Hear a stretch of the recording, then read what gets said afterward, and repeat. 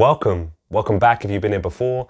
If you don't know, I'm Lee and I'm an artist. I make art and videos about art. I'm at my desk because I'm going to be talking through and working through an idea I came across recently when I was teaching someone.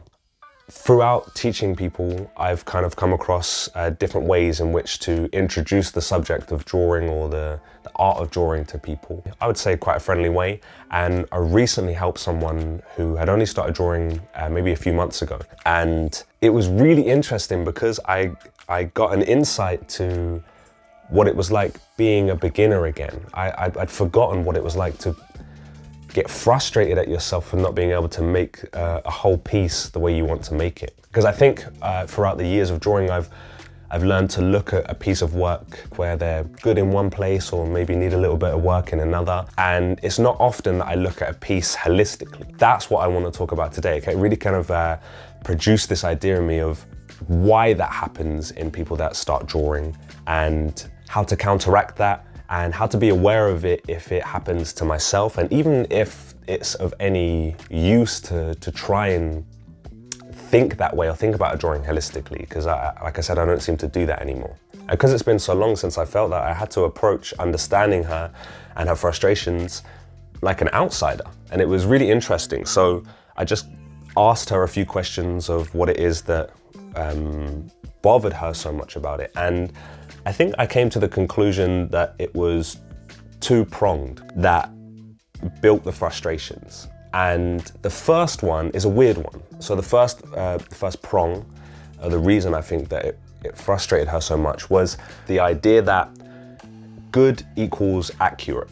And I think I've encountered this quite commonly. So if you do art or you don't, you've probably either said or heard this compliment before or comment before. That's so good, it looks just like a photograph. Now, I'll be very clear that the skill it takes to be able to make a drawing using any medium, pen, pencil, paint, chalk, charcoal, whatever, to make a drawing or an image look like a photograph is high, like very, very high. And it's actually a whole discipline in itself. So it's actually called photorealism.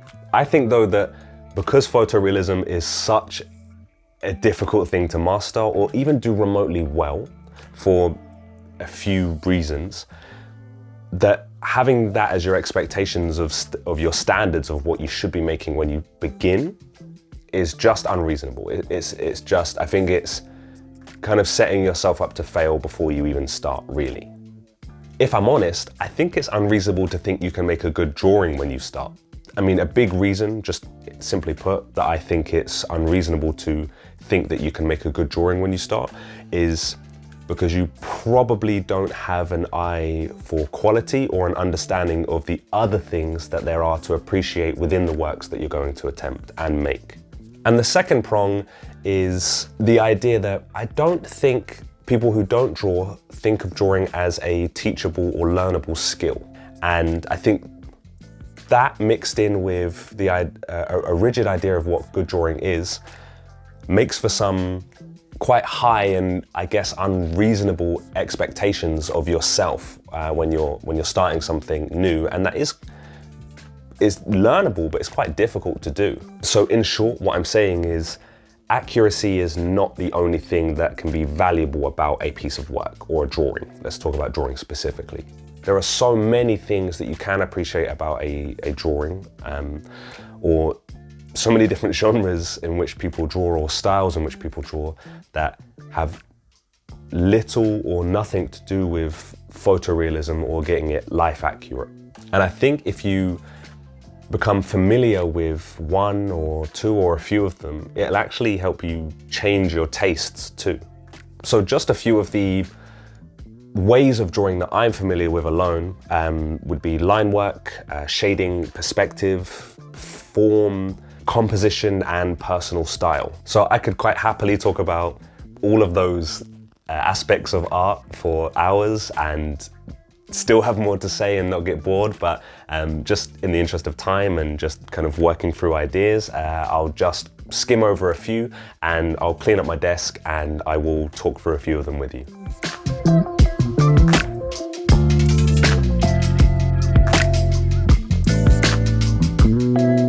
Okay, I think that's okay.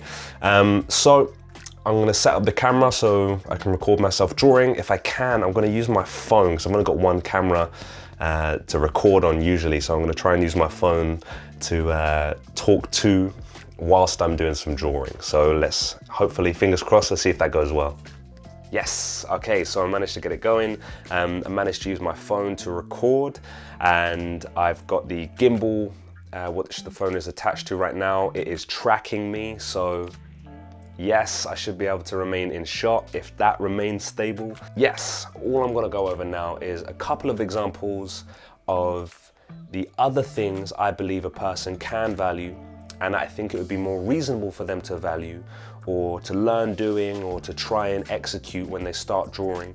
And it's just a few things that I like to do in my work. So I think a good place to start is with line work. And I think I'll use the pencil here. I'll see if you can see that. Yes, you can. Okay, we might need to zoom in on this a little bit actually. So line work itself is just mark making. So it's just making lines on a page. Now, I think when I first came across line work, or the concept that you can appreciate how a line is put down, I didn't really understand what that meant. And what I thought was, well, when you draw something, you just draw the thing itself. So when you draw a circle, you draw a circle. When you draw a triangle, the same thing. And I didn't understand the idea that you can include different types of lines, or there are different ways to make lines on a page.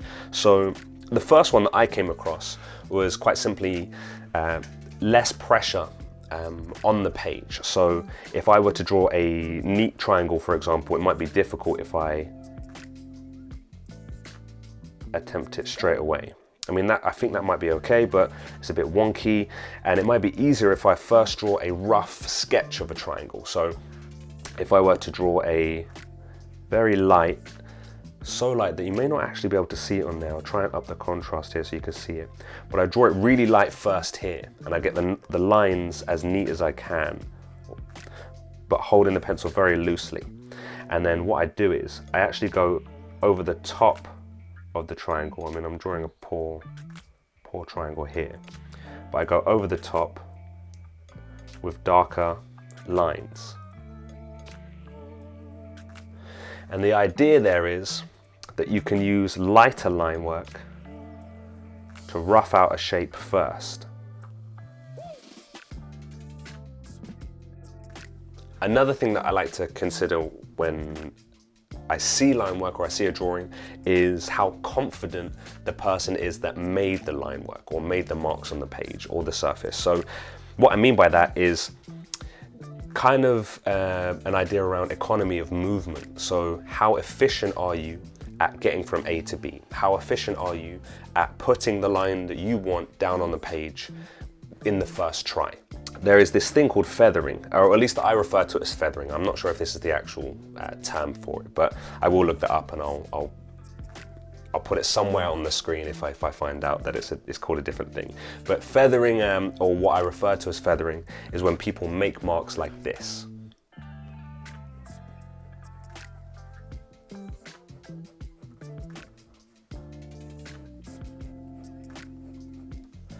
And this, for me, is a very useful technique. I think if you're going to use feathering, it's really nice to do to use in quick images or quick drawings, almost as if you have a drawing trying to pour out of you and you're trying to do it as quickly as possible. So you're trying to make the marks as quick as possible on the page. And you're doing these rough lines, and then on top you can do these harsher lines that stand out a little bit more. But when I see beginners use feathering, or people that aren't familiar with drawing use feathering, or drawing this way, what it shows me is that they're not confident in making the line that they want, which makes sense because they're not used to doing this. But what I look for to show me expertise or a bit of experience in the thing itself is, I would say, like a small amount of lines, or nice neat lines, I would say. So to show someone who is confident, I would see, say, a triangle, for example, drawn within 3 lines. So, and this kind of simple drawing, as opposed to this feathered one, for me would show me that the person is more confident in how they're putting down lines. Now, when you come to more complex shapes, say like a person that has different things like a nose, ears, hands, and all of this on their face, to do that in just a few lines is very, very high level, and it's something that I appreciate a lot in drawings as well. And I think the last thing that I wanted to talk about or just demonstrate in line work is dexterity. So I think it's often that you'll come across more complex things to draw that require you to move in a certain way, or maybe you want to try different techniques that require you to move in a certain way. So there is a thing called single line drawing or continuous line drawing, whereby you don't lift your pen or pencil off the page until you're finished drawing. And it's a really nice technique to build confidence in your line work, to make sure that you're not doing that feathering thing that we talked about earlier, but instead keeping your line going until you've done with the drawing itself. What I think is really cool is the different types of dexterous movement that you can gain whilst doing this continuous line drawing. So let's say, for example, I was to do a circle. I hold the pencil roughly halfway and I hold it fairly loose. And if you notice, it's not just my fingers or wrist or arm that moves, it's a mixture of all three. And when I'm drawing a circle, depending on the size,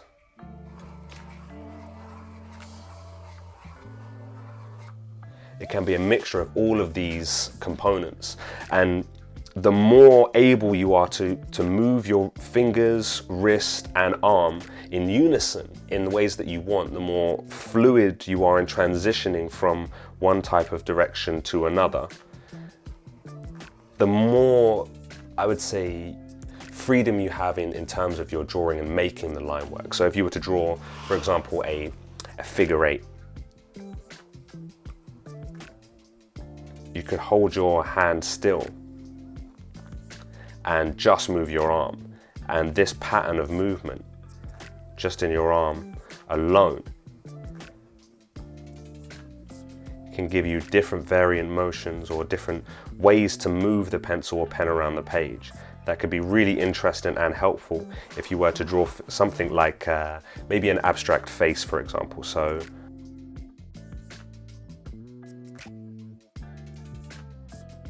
and the neck, something like this kind of fun, abstract kind of way of drawing a face. And you can do that just by changing the different directions and combining the different ways of using your fingers, wrists, and arm in drawing. Okay, so another one that I really like as well is shading. And you can use shading not just with pencil. So most of the shading you'll see will probably will be around pencils. So most of the shading you will encounter to begin with when you're drawing will be with pencils of some sort. And you'll see the normal shading if I do like a gradient, for example.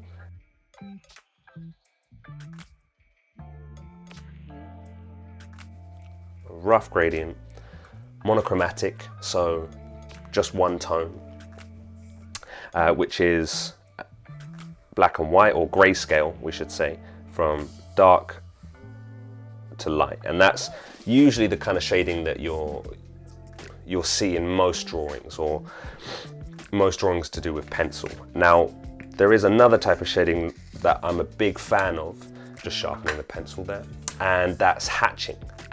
Hatching and cross-hatching are just doing the same thing, or trying to get the same kind of shadows or contrast between light and dark, and doing so with lines rather than blended tones, I would say. So instead of doing a gradient like the one above, we could do lines. So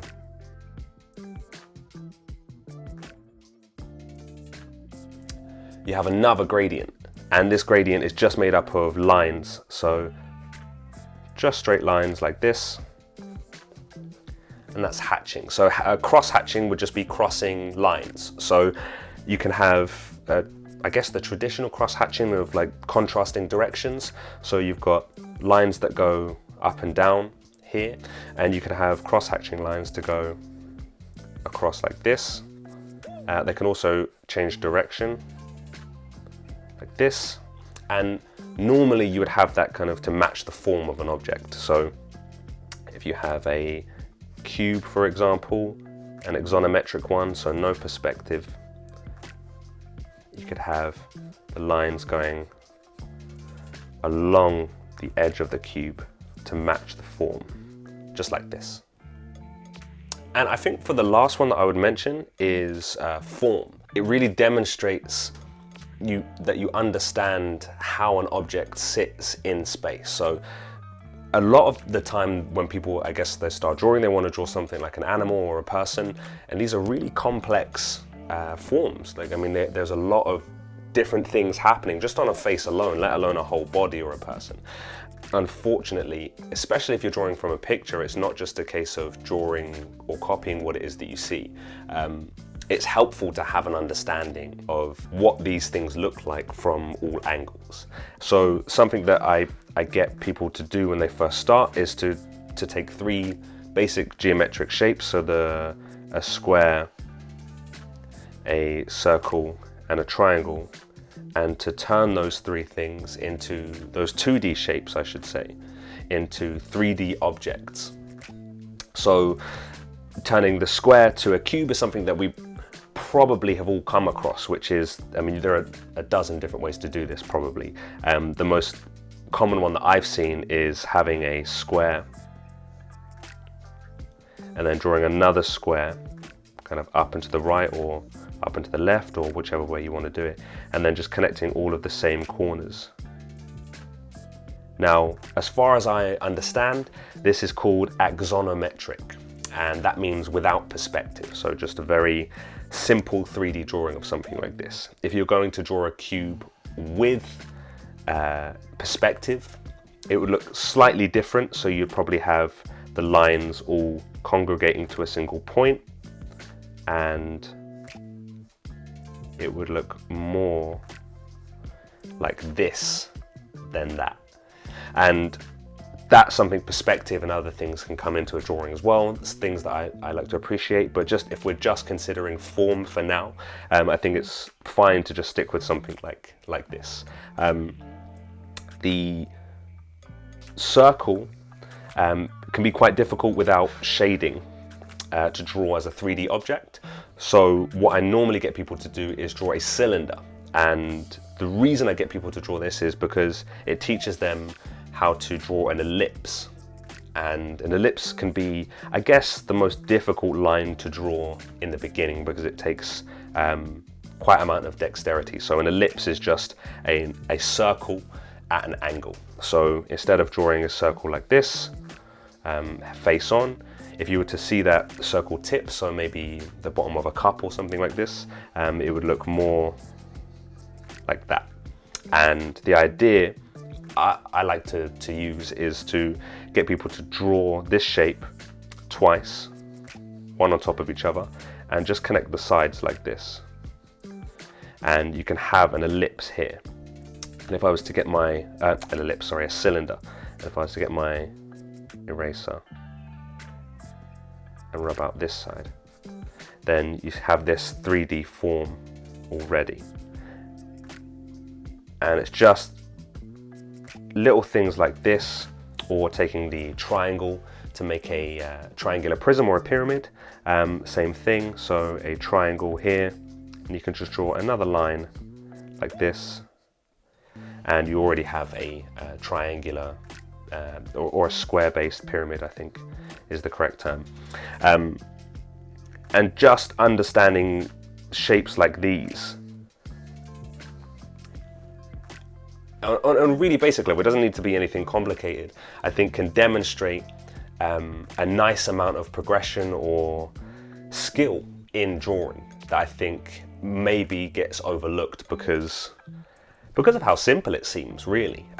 But I think if you were to try and draw these shapes maybe in different positions, it can very quickly show you how difficult just visualizing something in 3D space can be. So with these things that I've mentioned, with the line work, with dexterity and form, I think a person can go from not really drawing at all to drawing something quite impressive that doesn't have to be photorealism quite quickly. If I was to use all of these three things as in an example, maybe drawing a face from side profile, I'll draw this without reference, so I'll just kind of make this up.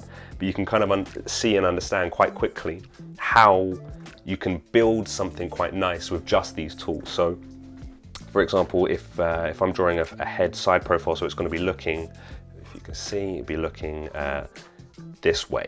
So you can draw a nice ellipse for the shape of the head, and you can then draw the front of the head here, and from roughly where the chin is here, you can kind of draw the jawline up, have the ear come behind it, and maybe the head is a bit higher, comes back, and the neck comes back behind the head like this, and the chin, let's say, connects to the neck like this, and you have normally the neck sit on the shoulders kind of like this.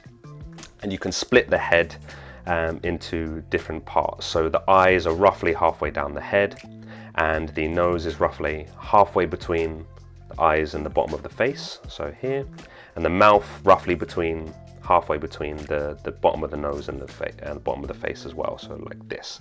And you can kind of quickly see this face forming that's looking side profile. And if we were to add just a couple more shapes in there, so a little triangle for the nose, and for the lips as well, have two, and you can see this forming, and you can have maybe a little triangle here for the eye, a little curve there, and then be a little one here for the ridge for the eyebrow, and it comes out, and maybe for the hairline there as well. And if you know just a couple of things about how a face looks, or how hairlines go, or where things are on a face or a head, you can demonstrate these things fairly quickly and easily in a nice simple drawing like this. So it doesn't have to be anything complicated. So if I was to just finish up this sketch quickly, you can have a rough eyebrow here. Eyebrows are normally in line with the top of the ears, and the bottom of the nose is in line with the top of the bottom of the ear as well. So if I do a quick line here and show the nostril, and this here, the nostril comes out, the nose comes out with a nice ridge there, we have the eye.